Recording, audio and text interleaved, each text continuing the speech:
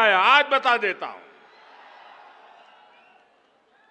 और मेरे पत्रकार मित्रों से भी कहता हूं, जांच करवा लेना। 100% सच्चाई बताने आया हूं मैं आज। जब हैदराबाद म्युनिसिपल कॉरपोरेशन का इलेक्शन हुआ, भारतीय जनता पार्टी 40-45 सीटें जीत करके आ गई। 48। किसी को बहुमत नहीं मिला। केसीआर को सपोर्ट की जरूरत थी। और आपने देखा होगा, हैदराबाद कॉरपोरेशन के चुनाव के पहले वो एयरपोर्ट में पूरी फौज लेकर के मेरा स्वागत करने के लिए आते थे। बढ़िया बढ़िया माला पहनाते थे, बहुत सम्मान करते थे, याद है ना? फिर क्या हुआ भाई? अचानक बंद हो गए। अचानक इतना गुस्सा क्यों निकल रहा है?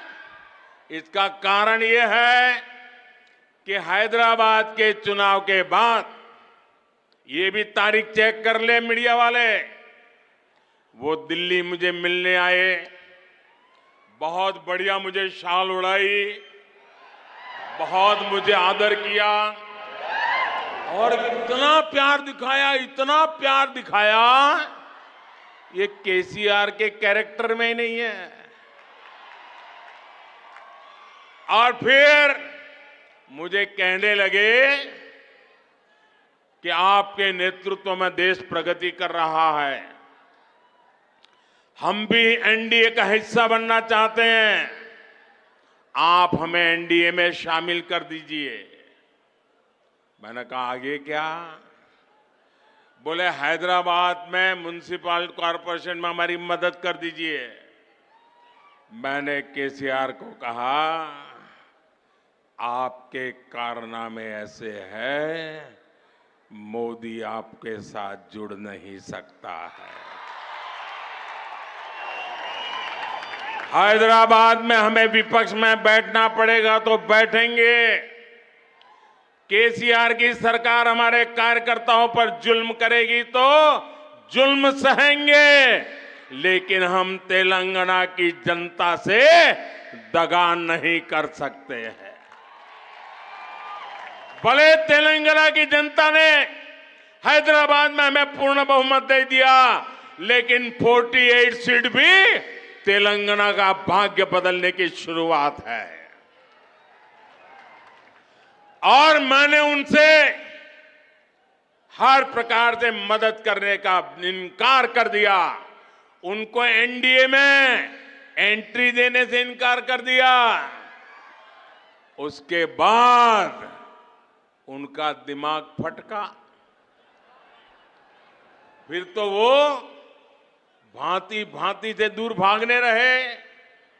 मैं भ्रष्टाचार के सवाल पूछने लगा, फिर एक बार दोबारा आए। वो मुझे कह रहे हैं कि मोदी जी, मैंने बहुत काम कर लिया, अब मैं सारा कारोबार केटीआर को दे देना चाहता हूं। मैं एक बार केटीआर को भेजूंगा, आप जरा उसको आशीर्वाद दे देना। ये उन्होंने मुझे कहा। मैंने कहा, केसीआर, ये लोकतंत्र है, तुम कौन होते हो बेटे को राजगादी दे? तुम राजा महाराजा हो क्या? क्या तुम राजा महाराजा हो क्या?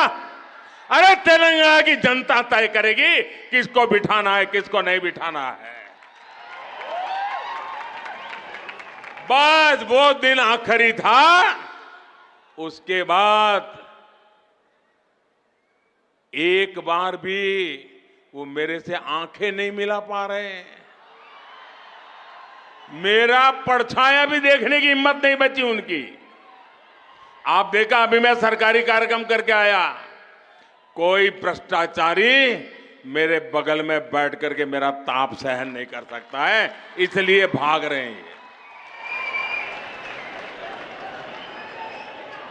मेरे परिवारजनों, कांग्रेस ने अब एक नई बात शुरू की है।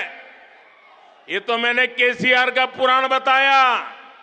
अब कांग्रेस ने सत्ता भूख के लिए, सत्ता हथियाने के लिए एक नई भाषा बोलना शुरू किया है, नई बातें बोलना शुरू किया है। आजकल क्या कह रहे हैं? जितनी आबादी उतना हक। मैं जरा पूछना चाहता हूं कि जिन्होंने इनको वाक्य लिख करके दिया है, उसने सोचा है क्या? जब तुम कह रहे हो तो कांग्रेस की मूलभूत नीतियों पर ही सवाल खड़ा कर रहे हो।